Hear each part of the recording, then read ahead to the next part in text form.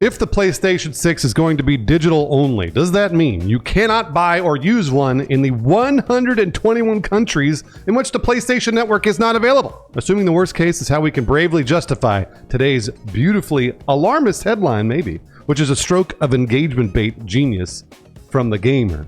So we're trying to figure out basically if people are really angry about it for the right reasons, or if they're just being alarmist. Lawrence, what do you think? I mean, there are very good reasons to be mad about PlayStation getting rid of physical discs, but this specific issue, or rather the notion that you just will not be able to buy or play a PlayStation 6 at all in any of these regions, it's not really the case. It's not really, that specific thing is not that big of a deal, but PlayStation going digital only does suck a lot of ass for anyone in those regions, for more universal reasons, and we'll get to that in a moment. But what's this all about, Brian? Oh, man. All right. So it started when The Gamer seized on a Reddit post yesterday from a concerned gamer in Georgia, the country, not the state, to extrapolate the notion that the PlayStation 6 will be fully unavailable to any country that does not have official PlayStation Network support. Okay, but the thing is, you can make a PlayStation Network account in any region you want.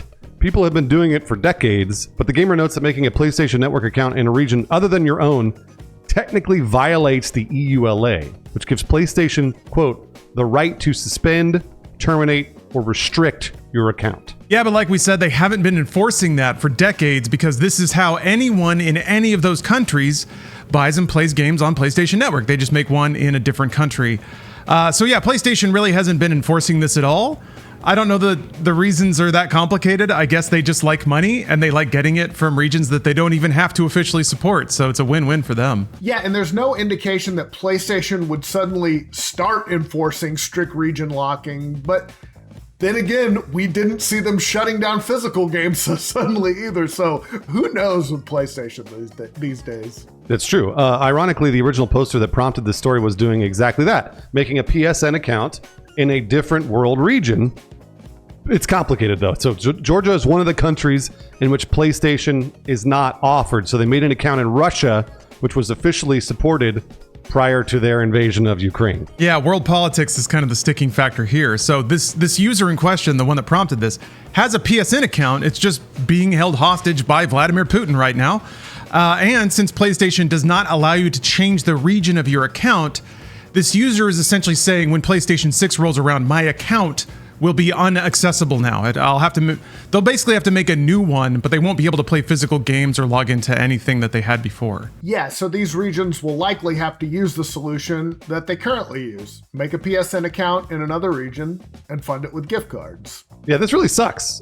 That actually really sucks. For the more universal reason we alluded to in the intro here, the digital PSN games are nearly always more expensive than their physical counterparts, and they have been for quite some time. We've been reporting on it. Yes, yeah, and it's really coming to a head now. At least a lot of lawsuits are finally coming out about it. PlayStation is now facing class action lawsuits in California and the UK and now the Netherlands over their artificially inflated digital game prices. So it's everywhere now. And once the PS6 goes digital only, customers in unsupported regions will not only be forced to buy the pricier digital copies of games, but also be forced to buy them in pricier regions other than their own. And I guess theoretically give up all their EULA rights too, since they technically violated the deal by switching regions. So it really sucks all the way around for them. Yeah, if you want to get a PS6 and you do have to make an account in another region, you're right. You're basically building your entire account on sand. You're giving PlayStation the legal right to yank everything away from you as soon as they want, which I guess they can do anyway. So it's not like it's any different than any of the rest of us. But you're tacitly violating it from day one and just kind of leaning on their desire to look the other way. This whole thing is really interesting because I remember with Helldivers, when Helldivers 2 came out, PlayStation wanted you to link your accounts, which was super annoying. But I remember in the US, I was like, well, whatever, I'll do it. It sucks, but I'll do it. And a bunch of other countries weren't able to even do it because they couldn't create an account in their country. So then they couldn't play Helldivers 2 because they had to, I guess, do this workaround where they had to go make it in another country and link the account. So that's really super annoying, but that was just a free account to play Helldivers. This is a completely different scenario. And it's funny because I thought that people forgot about that Helldivers 2 thing. They didn't. Like a few months ago when we talked about Helldivers 2, people came into the comments were complaining about exactly that issue of linking the accounts and doing the thing for Sony and blah, blah, blah, blah. And I underestimated how angry people would be at Sony about all of these tiny little things. Death by a thousand cuts here for Sony. And then, yanking away physical discs seems to be the straw that broke the camel's back. I feel like this is one of the many, many ripple effects that maybe Sony didn't even think about when they went to all digital, because I think it's such a huge decision. And maybe they just thought, well, the majority of our sales is digital. Who cares if we get rid of physical? But yeah, if you're living in a country that, you have to do these workarounds all the time, and that totally makes sense that you'd be pissed with account linking. Like if you're in the US, kind of like Bruce said, it sucks, but if you're in like Georgia or something like that, not even a small country, like a decent sized country, you just have to do these workarounds. That fucking blows. And I feel like Sony is getting all of the heat because like they're the first to do this. So like maybe they thought they were like prepared for this, but something tells me like the heat on them is going to be worse than they expected because of bullshit like this. It's totally anti-consumer. Yeah, they seem to be either because of market forces or this is just the way that their books are pushing them, but they seem to be moving more and more towards establishing themselves as a luxury brand. With the way that they curate their services. And the scary thing is I feel like if they keep pushing towards that end, they're going to completely cut off any kind of emerging market. They're going to cash out now, but they won't onboard a new generation, which is a concern I've had for a long time. Brian, you mentioned maybe not considering the ripple effects of this. I think they did, and then quickly had a round of laughter in the boardroom and then said, no, who gives a shit? Because if we're talking about like regions that are primarily operating on used games or like physical games that like have to ripple their way down through markets to get to that country, PlayStation's not really seeing any of that action in the first place. They did from the original sale. But yes, if there's somebody in Georgia who's primarily playing used physical copies of games, that's in a secondary market and they don't see any of that action anyway. So they only stand to gain by enforcing this sort of digital lock. Even if that gain means that they actually lose players, if 90% of Georgian gamers can't afford to buy US PlayStation cards to buy that game that, for all I know, it's the equivalent of like $250 to them in their region or in their currency. So if this suddenly like slashes the amount of people that can play games, but the 10% that remain, that money's going straight to Sony, that's still a plus on their books. So But that means that yes, there's now a whole generation of players that won't grow up playing cheap PlayStation games, and then when they eventually do get jobs and can't afford to buy their way in, they just won't have that attachment anymore. They'll be attached to all the knockoff games they play on Roblox instead. This is all really, really sad because I'm seeing a lot of similarities to Ubisoft and PlayStation here, and the reason I say that is because Ubisoft feels like they're about 5 to 10 years down the line of what these PlayStation moves are. So Ubisoft probably 10 years ago, they probably thought they were invincible. They had to release Assassin's Creed every year. They sell 10 million copies.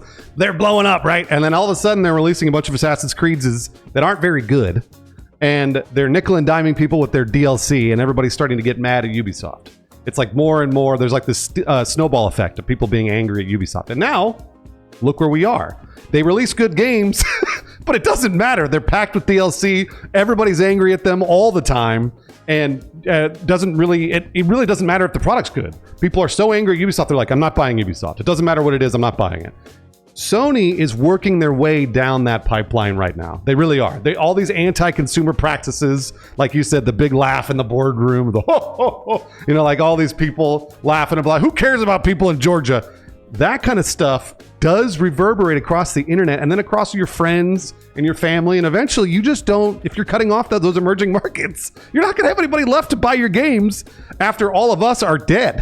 So we buy, I'm not going to buy, it's like in 10 years, 20 years time, I'm not going to be like, boy, I can't wait to buy a PS9 or whatever. We're going to be the only ones, if at all, because the rest of the younger people that want to buy PlayStations can't afford them. So they really are going down that pipeline right now, and bad moves from them all the way around for years now. Yeah, you can't put a price on your reputation either. Kind of to your point, Bruce, with Ubisoft. And I feel like Sony is doing reputational harm to themselves right now. Like whether that'll impact them down the line, I don't know. But it also just feels like you're either pushing people into PC gaming or you're pushing them into straight up piracy or both. And I think it's penny wise, pound foolish. Maybe it goes up 20% for a quarter or whatever, but long term, I just, if you're, it just feels like it feels bad. That's my expert analysis. It feels bad. Yeah. I guess it's on PlayStation now to make the games that no one can resist, where you bite your knuckle and you hate it, but you play it anyway, which, that's a gamer pastime at this point. So we'll see. We'll see if they've got the juice. I think that's why they're pulling back from PC as well, because they want to increase the prestige, or they have a lot of faith in their creative output over the next 4 or 5 years. It's just, I said this before, but I cannot wait to see them make the case for the PS6. This is why you need to have one. Games must be a part of that, but it's hard to imagine. It's hard to imagine a game that'll justify a $1,000, a $1,200 digital-only machine. You're forgetting about Intergalactic Heretic Prophet, Lawrence. There's the one. That's the game that everybody's going to want. That's coming out on PS5, isn't it? Is it? Oh, I don't even know. I thought the remake, I'm sure, will be on PS6. Sure. I didn't think it was coming out on PS5 because who knows when that game's coming out. Wolverine is maybe the only actual argument they have right now for a PS5 even.